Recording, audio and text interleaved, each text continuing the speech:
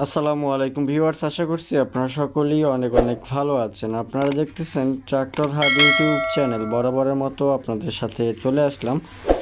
Sonalika RX50 body সহকারে বিক্রি করা হবে। তো ভিউয়ার্স, 2015 সালের ডেলিভারি করা, দাম মালিক পক্ষ থেকে 3,20,000 টাকা চাওয়া হচ্ছে।